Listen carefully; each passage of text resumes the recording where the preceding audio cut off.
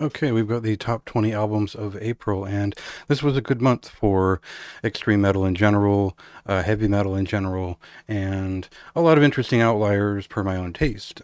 So these are selected, again, always from my own taste and my own preferences, which you can read all about some of my point of view on how I approach these types of records and the neutral state at which I start. So there are a couple of things that I just couldn't consider for this list because they arrived a bit late and there was a lot more to them that I could get around to in a timely manner. And the two releases are specifically Sanctuarium, a pretty good death doom metal record, which I'll be reviewing pretty soon in video form, as well as the written is already available, and Bell Witch's latest record, which is just too big and too much to review in just the space of a week or so, and certainly something I I just don't think there's much to say about beyond what was said about Mirror Reaper. So very good records, but I just couldn't give them the due diligence that I gave these other records.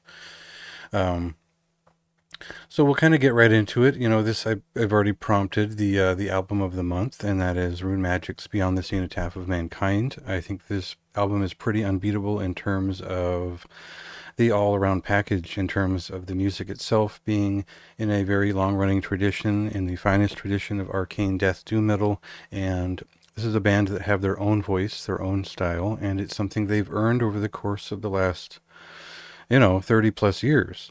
So um, yeah, this is just an exceptional record from the band. I don't know that it is going to register as anything exceedingly new beyond the last two in their sort of return in 2017, 2018, but it is their finest work yet from that standpoint. If you want a bit more death metal in with their death doom, and the dissonant textural feeling of their work is still there as a strong personality. So easily the best record of the month. I think there were a couple nipping at its heels, but for my own taste, this is the one that that easily found its slot in my best of the year, and it's a record that I'll purchase and carry around with me for years to come. So that's my endorsement. So check that out.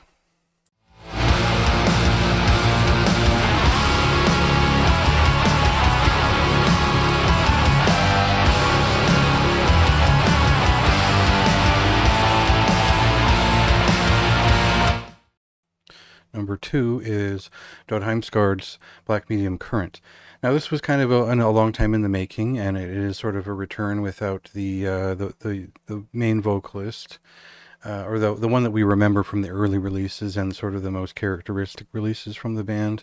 But that doesn't mean that Bikotnik isn't entirely capable of carrying this record in every way. He's kind of a fantastic showman and certainly an artist on this record, which is meant to just convey something a bit more personal, philosophical, and thoughtful, which is just as complex and erratic, but also expansive in a way that is just still above and beyond the norm. And this is a band that have always just done what they wanted. They always felt like a reaction to the normalcy of black metal and the way that it was stagnating in ways. Maybe not in the earliest days, but certainly later on. So this is not so much a cumulative experience, but a new modern version of this band, and where they are right now. It just rings true as something that's, it just feels important in that way. So I really dug it. I'm still listening to it. You know, the score might be lower than some of the other things on this list, but that's because that's where I was at when I reviewed it. And of course, it did appreciate with time and more attention paid. That's just the way that the best music does, is it changes with you over time. And the more that attention I give this record, the more that it rewards. So there you go. Of self-seduction and flattery, while the ego devours itself. So I'd been familiar with Swedish heavy metal duo Century Previously, since I am a big fan of anything related to Morbus Crohn, specifically Temisto, and additionally the Toronto band that some of these people had formed beyond that point when Temisto sort of did their one album and kind of moved on from that point. So this is a traditional heavy metal band, very much in the style of the uh, major influence of the new wave of traditional heavy metal as it moved throughout Scandinavia. So you will find a lot of people comparing this band to traditional heavy metal in the mid 80s of Sweden, such as Heavy Load. And yeah, I think that that works in terms of like, especially Gotham City. That's a pretty fine band and a deep cut that most people would want to know. But really, if your taste lies along the more melodic side of Satan and Quartz, especially in the early 80s, there's a lot to like on the Conquest of Time. It was kind of a surprise full length. I wasn't aware of it before it released, but I had enough time with it and gave it enough spins where this is very clearly one of the best heavy metal records of the month, and just sort of one of the things I just enjoyed listening to the most all year. Even it's just a good heavy metal record without any fuss. It's not too soft. It's not corny. There's no big missteps. It's just a great heavy metal record. If I had to criticize anything about it, since I didn't review it, it would be that it's a little bit too consistent. It's a little bit too one note in a lot of its melodic development. But it's a debut, and I still feel like they did such a great job with it that I ended up buying the vinyl, and it's gonna stick with me from this point out. In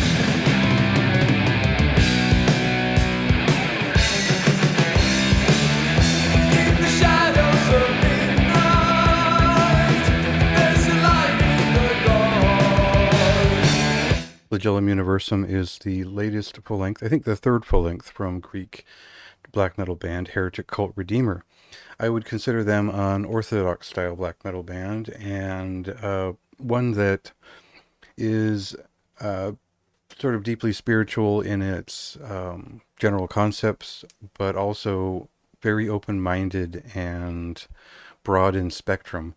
Uh, just as you would find in like Thy Darkened Shade or The Serpent Noir, there's a strong melodic component, but there's also a really strong emphasis on great musicianship. And every I felt like this band has been so underrated on their first two albums, especially the second one, that it's a little bit frustrating that more people didn't spurg out over this one because it is so good. It is very memorable and just a fine black metal record that uh, tugs at a lot of different boundaries and creates a really impressive feeling of showmanship that is earnest and related to the themes of greatness and destruction on this record. So, huge recommendation for this one. I think it is one of the things that people have most overlooked this month.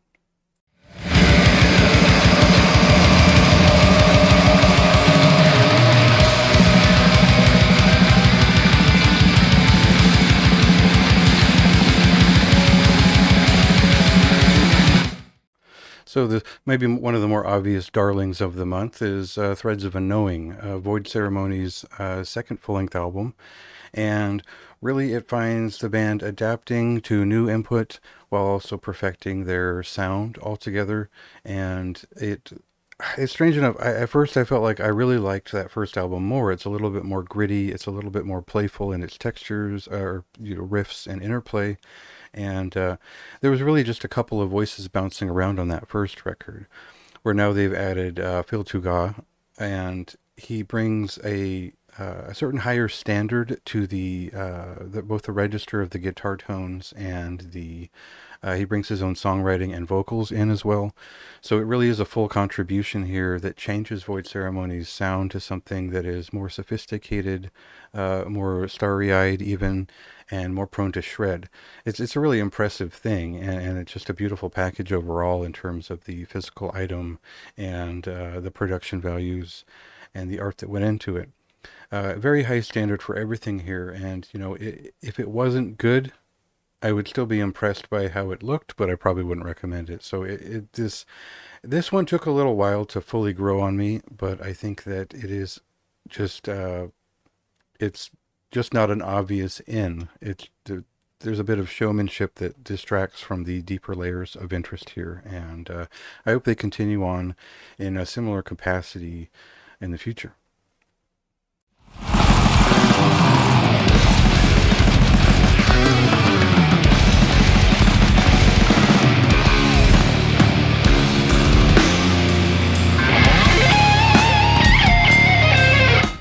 Beliefs of Dead Stargazers and Soothsayers is the debut full length from Australian death metal band Pestilence. And, Brisbane has been a little bit more active with death metal in the last decade or so. And this is a good result, or actually a great result. This is a fantastic death metal album that is full of riffs and grooves that really does give you the pure 90s feeling of death metal.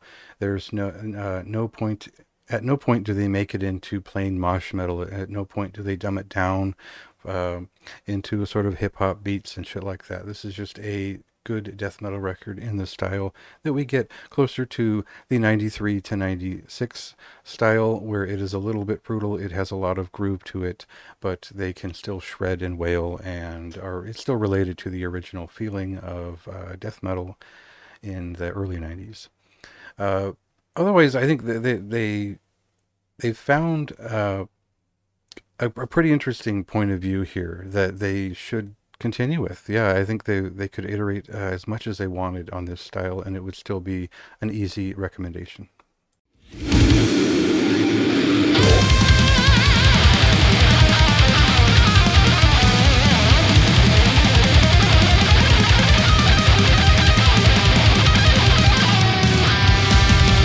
So one look at Fairy Ring's Weary Traveler, and I knew that I was going to like the spirit of the thing. It does look like an old fantasy novel cover with that greets you with the album artwork, and it turns out the music inside is kind of a mix of heavy doom metal, stoner doom metal, and new wave of traditional heavy metal in some sense. This is a heavy metal record that is very economical with its musical statements. It is very readable. It is just a lot of it's. I hate the word fun with in terms of metal, but it is a joy to listen to. It's epic and affected and has that feeling of classic 80s heavy metal, but still has enough burl to its movements to where it feels like it is kind of coming from like a bit of the stoner side of things. It has a heaviness to it that feels like it's related to modern doom metal in some sense even. So a lot of these things collide in a beautiful way on this record, and it is one of my most listened to records of the month. Obviously, there's a ton of hype around it. I think it sold pretty well, and it's an essential record for this month, and it's one that I continue to remember.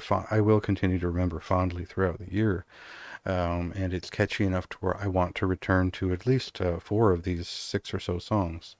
So, definitely an essential.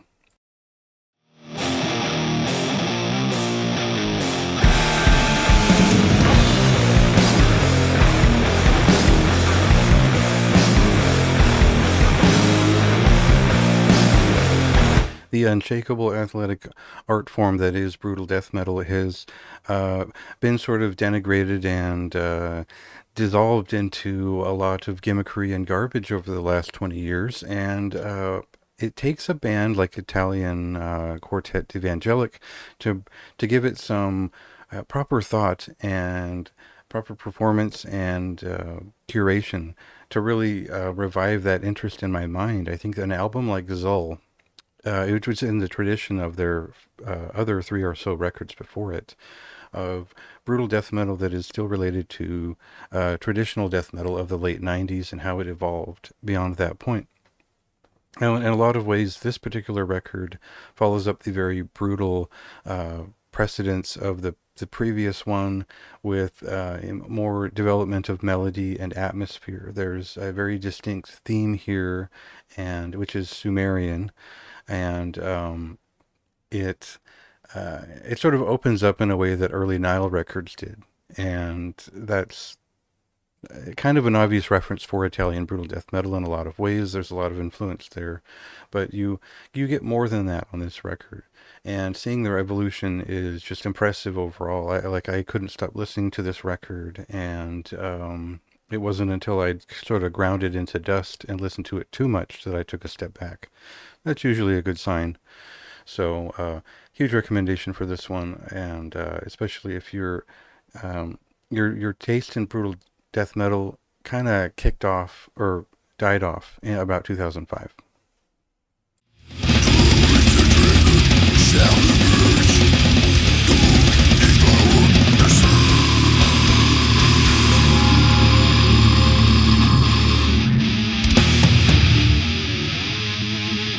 Blodtar's Det Fortegna for Flutna is, I think, the debut full length from this Swedish artist, and certainly one that has elements of pagan folk and kind of Viking esque feeling to it, which is probably a little bit more related to influences from Gorgoroth and uh, a lot of Norwegian influences alongside Swedish black metal influences that sort of lead to a very catchy, very memorable lead driven black metal album that is very has a strong melodic tradition that is easily readable, catchy from the moment it starts, and just generally high quality. I was very impressed by this as a debut because it comes with all points considered.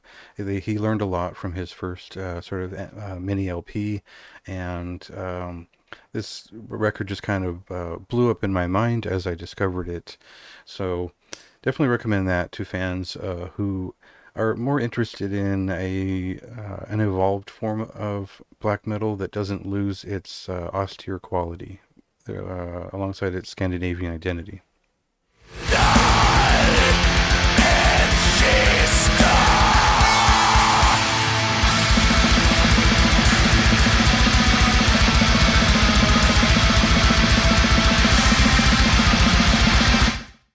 Islands in Cosmic Darkness is the debut full length from Thusia, an Italian black metal band who are somewhat in the tradition of Negative Plane and Funereal Presence, while also having some of those same influences from Italian and Hellenic black metal. Their style is sort of written in knots. It's atmospheric and adventurous in its guitar-driven sound, but the rhythms are just generally transfixing and alluring to return to. I really enjoyed leaving this record on repeat and found myself immersed in it for hours at a time. It's definitely my kind of thing, and certainly a record that I didn't see enough people talking about this month. So definitely worth praising one more time, and something I'll return to quite a few times in the future.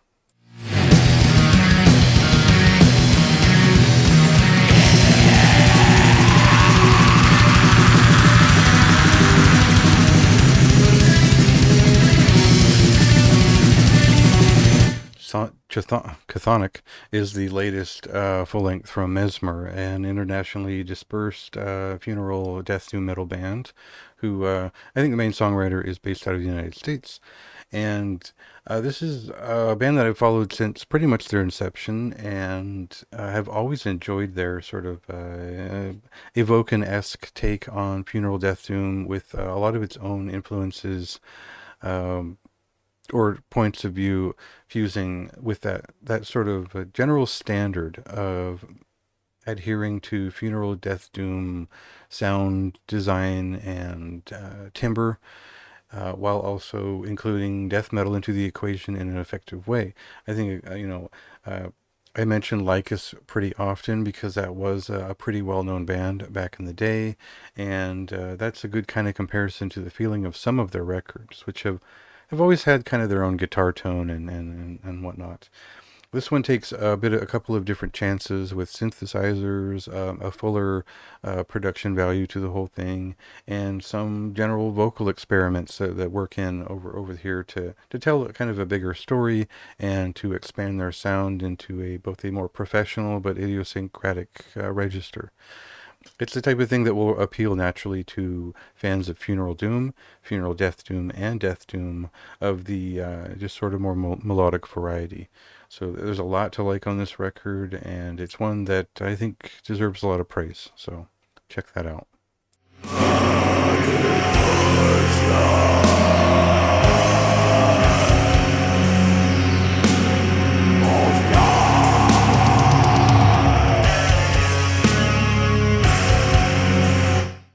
So for my taste, there's really the month was unrelenting for me, and it was a lot to keep up with, especially when I get to a record like this from this band that I like quite a bit, and I never felt like I had quite enough time to get around to these records in the past, or their records in the past. I definitely praised the last two when I reviewed them, and Millennium of Night Bliss continues on the thread of the previous record in many ways. This is a sort of a early to mid '90s style death metal band who are definitely influenced by both Florida and Northern European style death metal to a very fine standard.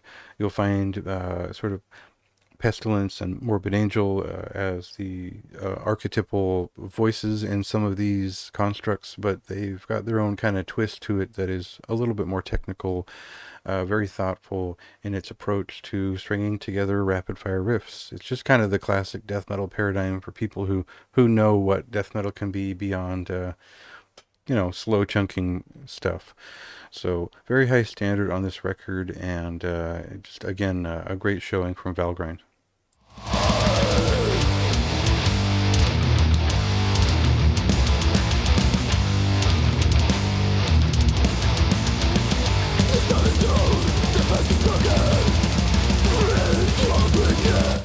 So this debut mini LP from Lunar Chamber is very impressive. I think conceptually and compositionally, this is just a brilliant first showing from a band who've considered all angles in their approach.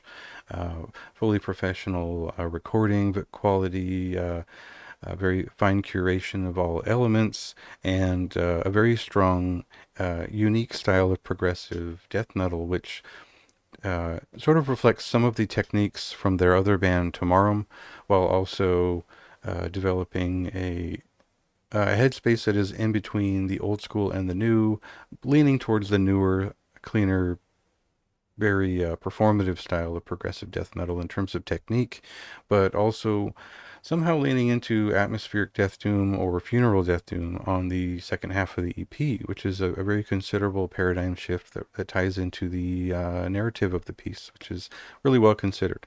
So, uh, very impressive debut. I found that I couldn't sit there and listen to it on repeat for hours and hours on end, but I really did enjoy the effect of one sitting, front to back, just enjoying the dynamic of the full listen.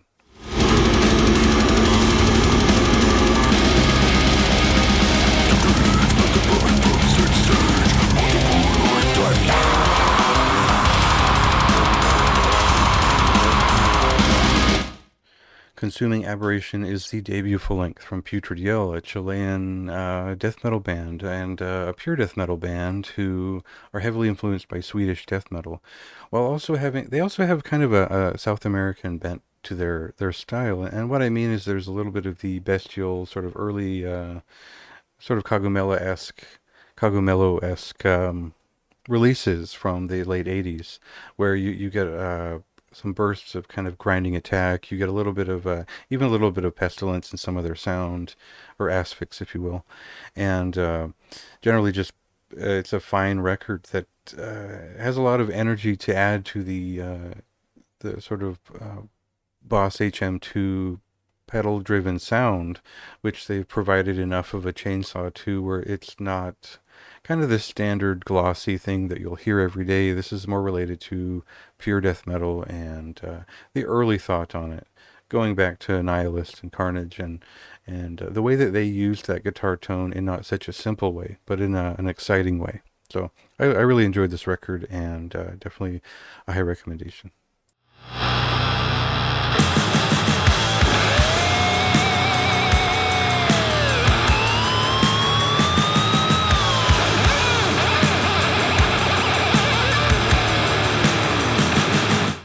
So Cross Deny Glorify is the latest concept album from Athanatheos, uh, a, a French death metal project primarily driven by one fellow who is the vocalist and guitarist, who has really spent the last quite a few years developing this classic yet sort of modern kind of technical uh, version of death metal, which is very high concept, is very neatly arranged, and reaches for this huge lyrical theme that has so far encompassed, I think, four main releases, including an EP.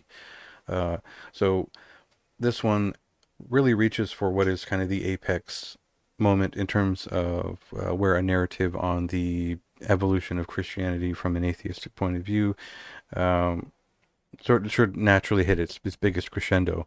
So in terms of reading the lyrics and sitting down with this record and digging into it was really great to see um, how he's built upon the last two records with this one, and how this is sort of an important kind of hotspot in the greater narrative that the band has worked on. In terms of the music, definitely consider French death metal of the 2000s and the late 90s death metal zeitgeist in general, delivered at a technical standard that is pretty strong, with an emphasis on a more narrative style of vocals. So, an idiosyncratic and unique record that I think will apply to people with a little bit more of a brain for a theme.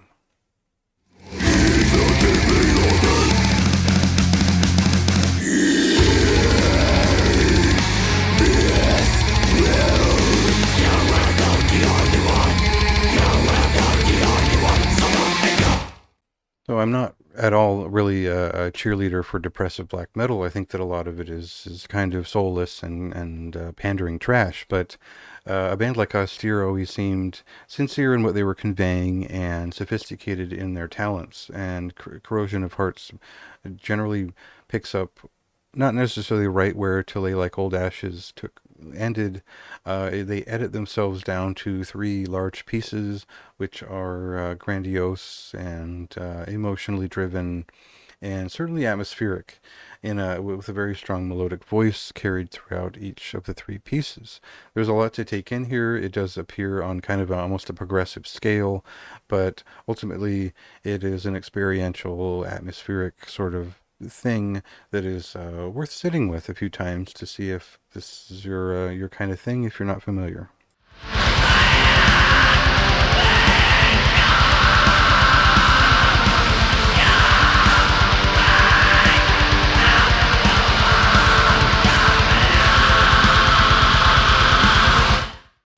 Ab Amidia Pulse is the latest full length from Mavarim, a German black metal band who have leaned towards a more grandstanding melodic style, which is a little bit folken, a little bit sing-songy in a lot of sense, but still very serious and kind of ballsy in its riff forward approach. This is just a very tuneful record. It's so memorable. I put it on just for fun, and that's not something, pleasure listening doesn't usually factor into this style of black metal for me. It's usually a bit more of a cerebral thing. And I enjoyed that aspect of it while just generally enjoying the sort of punkish sing-along sort of feeling of it. There is a kind of a strong tradition for this type of music, but there are a few bands that are pulling it off in their own way. Now, the closest comparison is probably Horn, so I would check those more recent releases out, as well as the last three records from Mavarim. I think there's a wellspring of great music sitting there for a lot of people to discover who are interested in more melodic forms of black metal.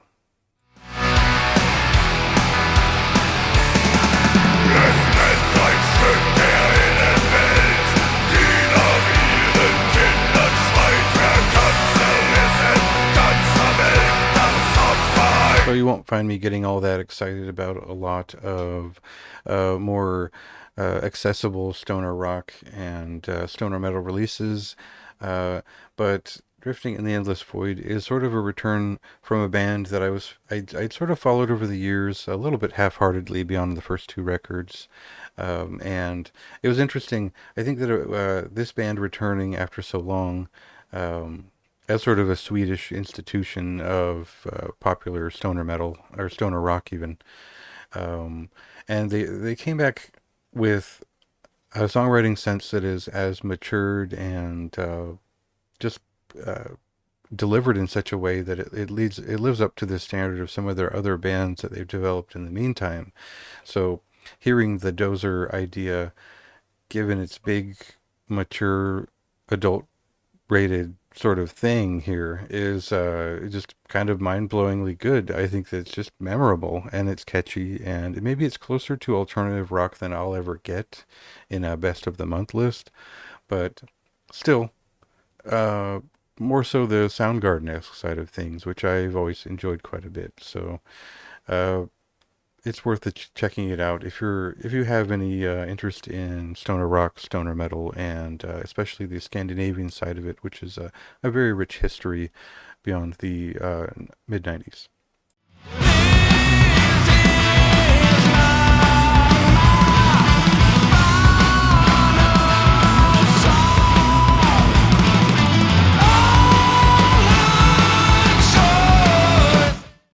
So as I was getting towards the end of this list, I had a lot of traditional heavy metal records to choose from, and Wild Rites and Ancient Songs, the second full length from Blaze and Wright, I think is sort of getting this spot because it is the most improved. This is they sort of quickly leaned into their best traits for this second record. I think without a lot of feedback from the first one having arrived yet. So they just kind of rushed into this record, which turns out to be more of a guitar record, a little bit more of the bellow of the vocalist comes across, and it just ends up being a good heavy metal record that was easy to sit there on repeat and had a lot of memorable songs. Uh, Now they're still a little bit green in terms of developing like a very distinct personality, but that doesn't mean that anything that they've done on this record is subpar. This is just a fantastic heavy metal record. Again, there's not much else to say about it beyond that because that's the prime effect of it. It's just a great thing to sit down with and enjoy. Salvage what you can of the night. Savage at the point of a knife. Savage. And finally, I had a lot of interesting, strong releases to dig through and talk about this month, and there were quite a few more that I would have liked to get to on the list. But I had to give the final spot to Turia from Kal Akuma because this Bangladesh-based band just they're doing something interesting with a very traditional form of death metal, which is kind of rooted in kind of a dead congregation immolation or incantation-esque sound, but giving it a sort of psychedelic spiritual awakening in on this record where they're slightly more traditional style on their debut full length back in 2021 gets a different treatment here, which is more atmospheric with longer form songs that develop in three very different ways on these three very different songs. So getting the full spectrum of that was pretty cool, and yeah, I kept going back to it because it was there. It just had this something that made me want to keep going.